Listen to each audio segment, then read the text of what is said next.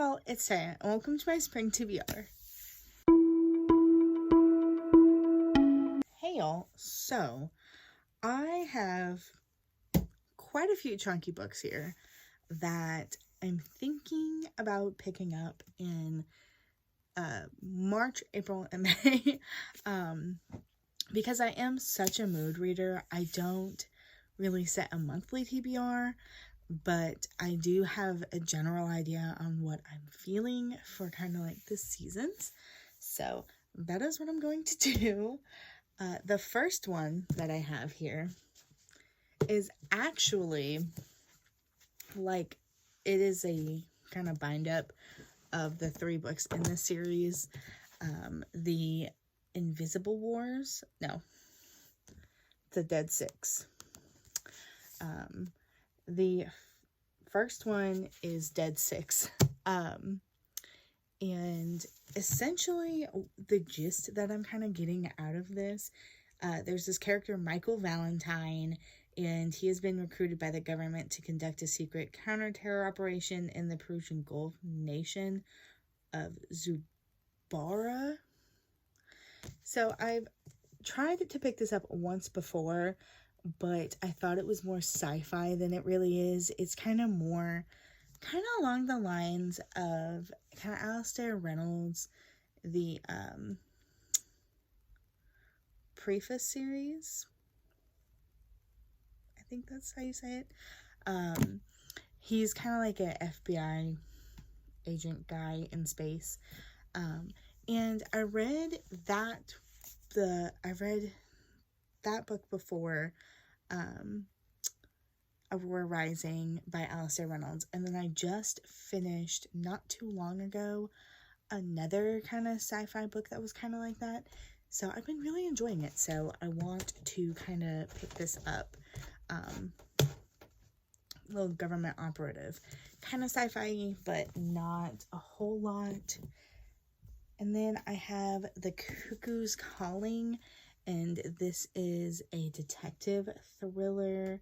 So this one is about a troubled supermodel falls to her death from the balcony of her London home. It is assumed that she committed suicide. However, her brother has his doubts and calls in private detective Camoran Strike to investigate. This is the first in a series of the Camoran Strike series, so they do get pretty chunky.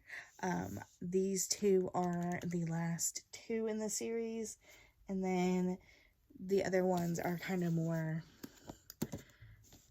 like normal length of kind of the normal detective thrillers.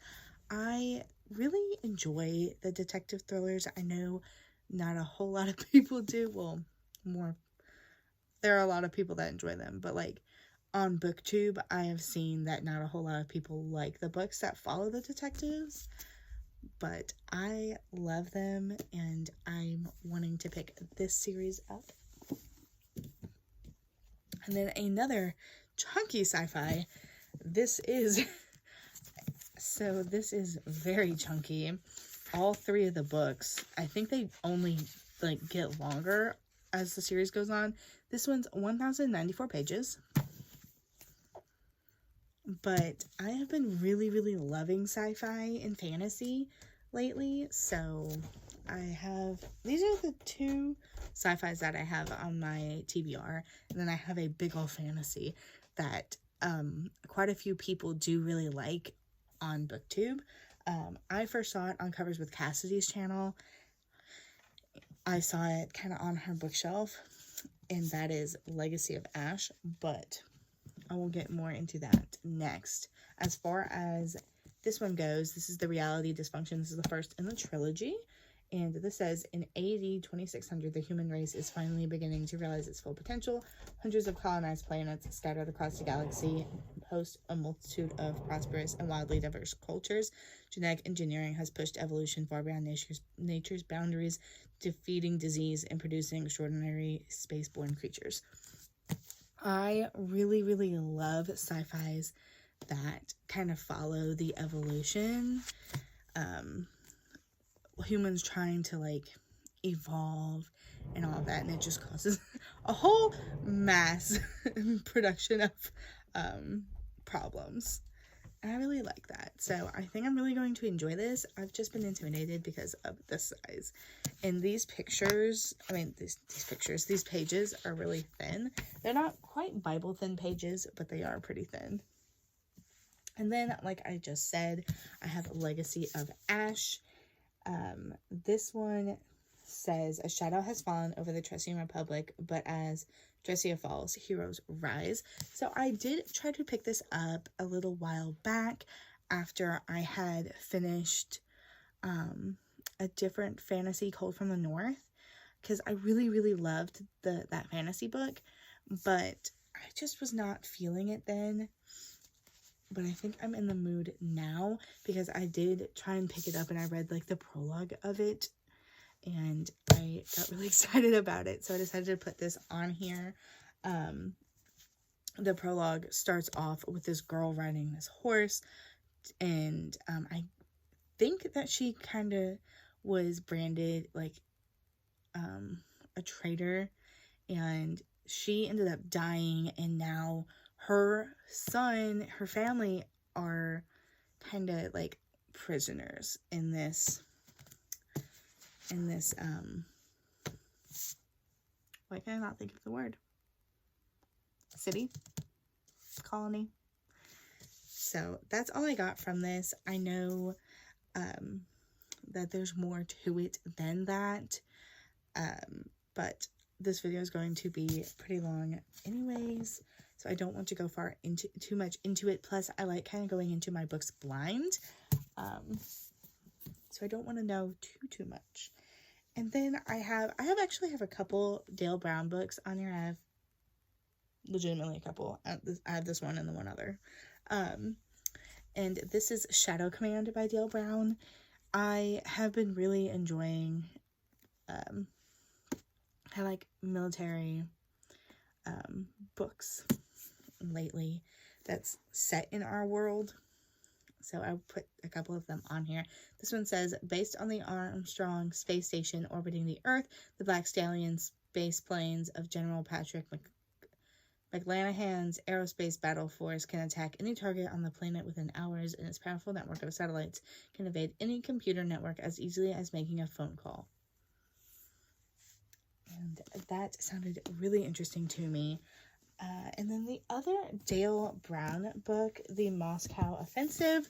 So this one I tried to pick up last week, and I was not feeling it because, and I think it's because I had the wrong expectations of it.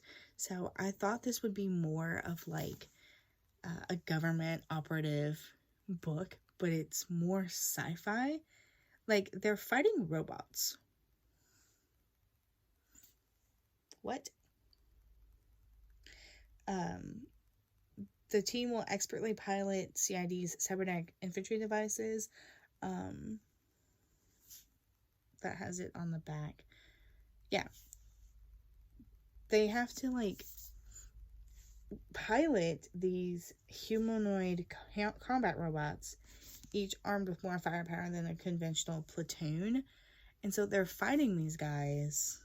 I was not expecting that, and that's not what I wanted to pick up, so I was really disappointed, but now I think I'm more in the mood for it. So I decided to put that on there. And then The Quiet Game. This is a pen cage novel by Greg Isles, and I have read his other series. Natchez Burning is the first book.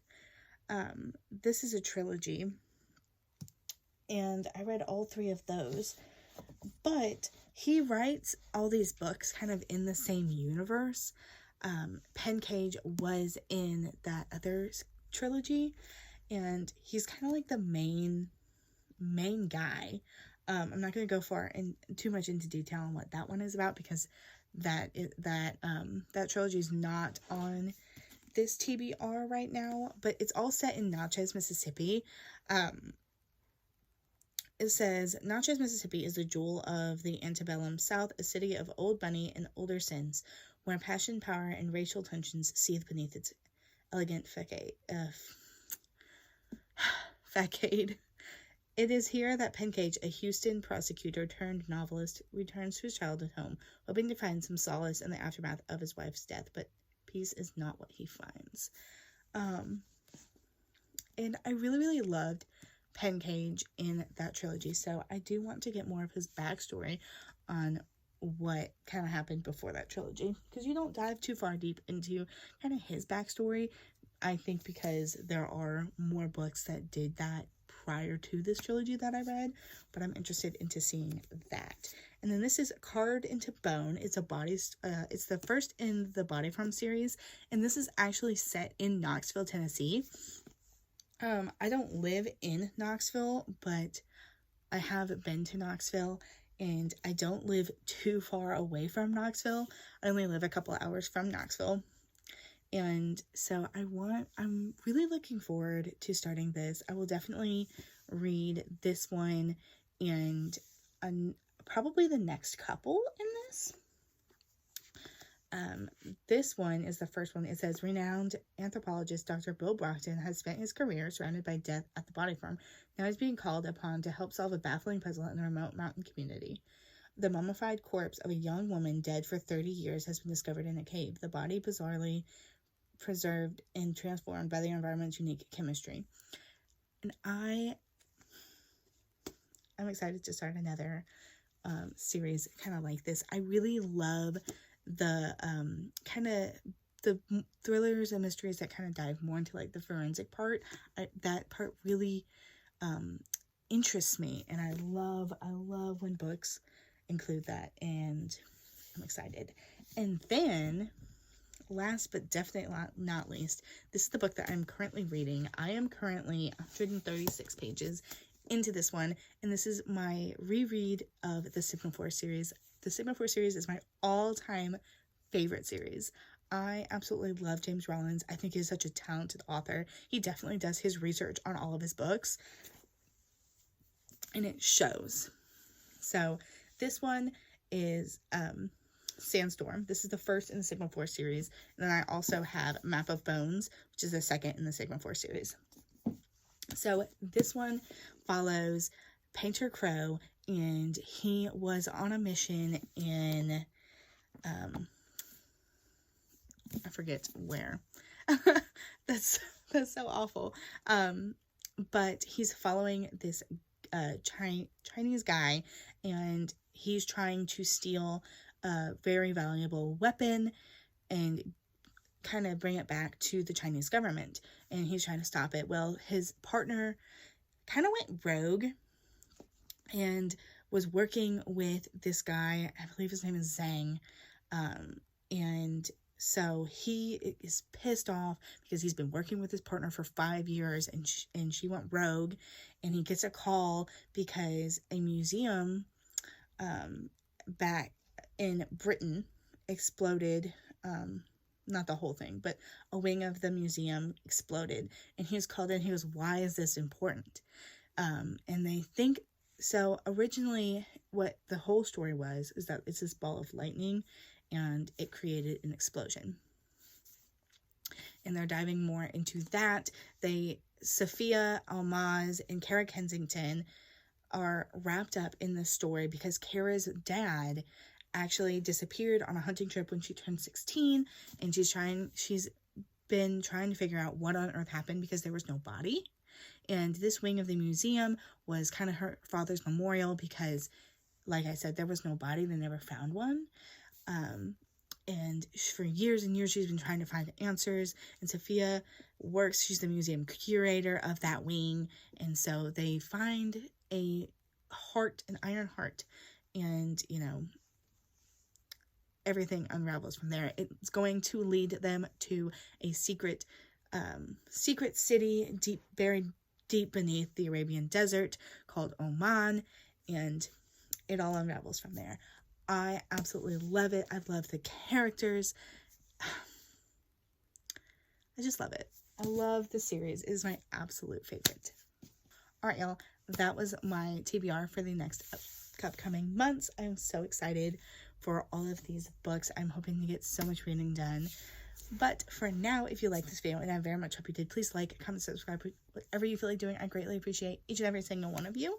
I do weekly vlogs every single week, and I occasionally do some TBRs and some tags. So if you would like to join this growing community, I would greatly appreciate it.